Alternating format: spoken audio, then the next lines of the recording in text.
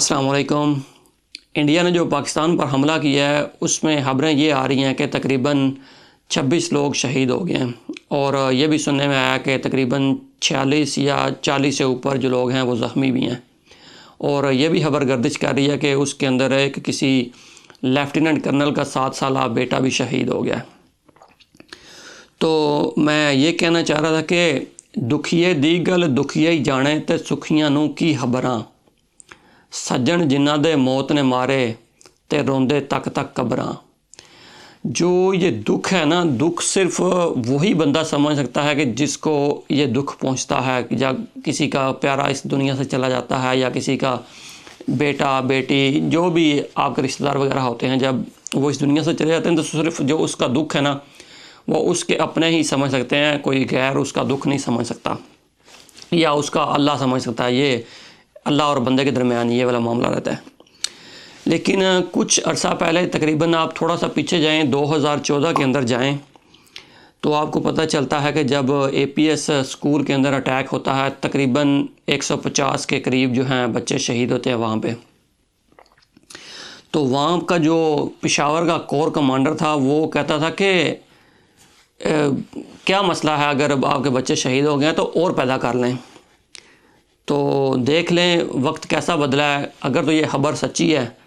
تو دیکھیں یہ کیا کہتے ہیں وقت کیسا بدلا ہے کہ اللہ تعالیٰ نے آپ کا بیٹا بھی اپنے پاس بلا لیا ہے۔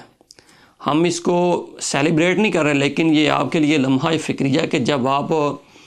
لوگوں کی جو کیا کہتے ہیں جھولیاں اجاڑتے ہیں، لوگوں کی جو ماؤں کے بچے شہید کرتے ہیں، ان کو ہیلی کاپٹروں سے نیچے پھینکتے ہیں، ان کی آنکھیں نکال دیتے ہیں، ان کی باڈی کو مطلب شہید کر کے ان کی باڈیز کو آگ لگا دیتے ہیں، یا ویسے ان کی باڈی کے ساتھ عجیب و غریب تشدد وغیرہ کرتے ہیں، تو یہ تھوڑا سا سوچ لیں، کیونکہ وقت وہ دور نہیں ہے کہ آپ بھی انشاءاللہ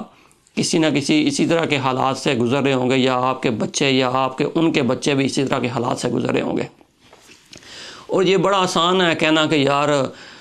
جو لوگ ہیں وہ پاکستان آرمی کے دشمن ہو گئے ہیں، وہ یہ نہیں چاہتے کہ پاکستان سروائیو کرے یا پاکستان سیکیور رہے۔ محترم، جب آپ کسی کا ایک بندہ مارتے ہیں نا تو جو ایک نارمل بندہ ہے نا وہ نہیں برداشت کر سکتا کہ بھائی کوئی میرے جاننے والے کو یا میرے رشتہ دار کو کوئی مار کے کدھر جائے گا۔ تو آپ تو یار یہ جو قبائلی علاقے ہیں، پشتون ہیں یا بلوچستان والے ہیں، ان کو آپ للکار رہے ہیں، یہ تو بڑے خاندانی لوگ ہیں، یہ تو بڑے نسلی لوگ ہیں، انہوں نے تو انگریز کے سامنے سرنڈر نہیں کیا تھا، تو آپ کس کھیت کی مولی ہیں جو آپ ان کو شہید کر کے یہ سمجھ رہے ہیں کہ آپ لوگ بچ کے چلے جائیں گے۔ آپ لوگ بچ کے نہیں جا سکتے۔ ادھر وہاں پہ جب آپ کا مقابلہ ہوا تھا کسی کیا کہتے ہیں اپنے برابر کے کمپیٹیٹر سے یا برابر کی اینیمی سے، تو وہاں پہ آپ نے 93,000 نے اپنی پتلونیں اتروا لی تھیں، وہاں پہ سرنڈر کر دیا تھا۔ بھائی وہاں پہ لڑنا تھا نا، آپ کو پتہ چلتا کہ آپ کتنے پانی میں ہیں۔ ابھی ادھر آ کے بڑھ کے مار رہے ہیں، جی ہم یہ کر دیں گے، ہم وہ کر دیں گے، اور آپ عام عوام کے اوپر تشدد کرتے ہیں، عام عوام کو شہید کرتے ہیں۔ ابھی ادھر سے انڈیا پاکستان کے اوپر حملے کر رہا ہے، ہمارے 26 بندوں کو شہید کر دیا ہے، اور ادھر ہمارے جو گورنمنٹ ہیں اس کی پھرتیاں آپ چیک کریں کہ سپریم کورٹ نے یہ جاری کر دیا یا پھر یہ فیصلہ سنا دیا کہ جو گنڈوں کی ملٹری ڈکٹیٹرشپ ہے یا گنڈوں کے جو ملٹری کورٹس ہیں ان کے اندر عام سویلین لوگوں کے ٹرائلز ہو سکتے ہیں۔ آپ سے جو آپ کے خاندان کے جو پہلے لوگ تھے نا، ایک ڈکٹیٹر گنڈا ایوب خان، وہ بھی مر گیا ہے، ابھی تک مر چکا ہے، انشاءاللہ مر گیا ہے بلکہ، اور اس کے بعد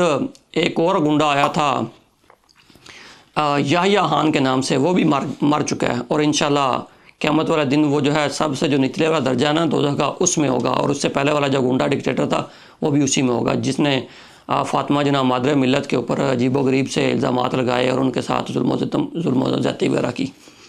اور اس کے بعد بھی ایک گنڈا آیا تھا جس نے اسلام کی نئی تشریح شروع کر دی، عجیب و غریب سی شریعتیں نافذ کرنا شروع کر دیں، وہ بھی گنڈا جہاد کے اندر تباہ ہوا، اور اس کا تو کوئی چیز بھی نہیں تھی ملی، میرے خیال سے شاید دانتوں سے انہوں نے ڈی این اے کو ڈیٹیکٹ کیا یا جو بھی کیا، اس طرح سے اس کی کیا کہتے ہیں پہچان وغیرہ ہوئی۔ تو تو وہ بھی مر گیا ہے، انشاءاللہ وہ بھی جنت اور دوزخ کے آخری والے حصے میں ہوگا۔ اور ابھی جو ریسنٹ والا جس نے ڈکٹیٹرشپ لگائی تھی 1999 میں، پرویز مشرف، وہ بھی بڑی بڑھ کے مارتا تھا، جی میں آپ کو یہ کر دوں گا، میں آپ کو وہ کر دوں گا، میں آپ کو ایسے میزائل ماروں گا کہ آپ کو پتہ نہیں سمجھ نہیں آئے گی آ کدھر سے رہے ہیں اور جا کدھر رہے ہیں، بڑی بڑھ کے مارتا تھا، لیکن وہ بھی جا کے دبئی میں مر گیا۔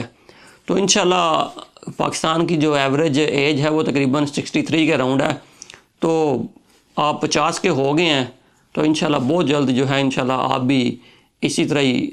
مر جائیں گے۔ تو پھر دنیا جو ہے جب تاریخ لکھے گی تو یہی لکھے گی کہ یہ جو گنڈے تھے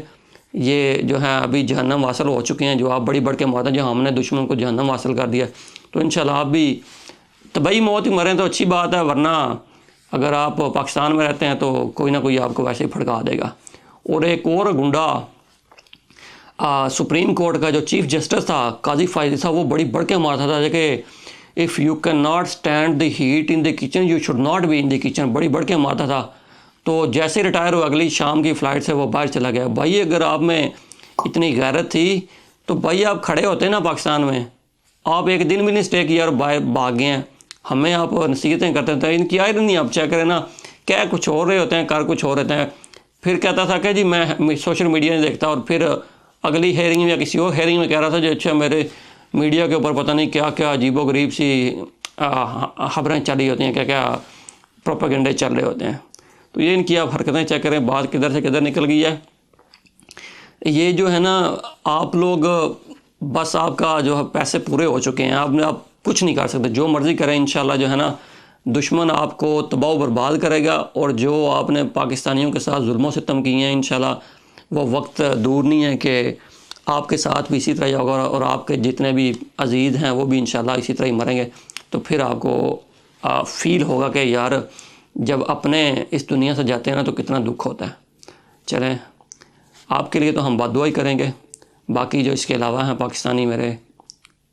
اپنا بہت سارا خیال رکھیے گا۔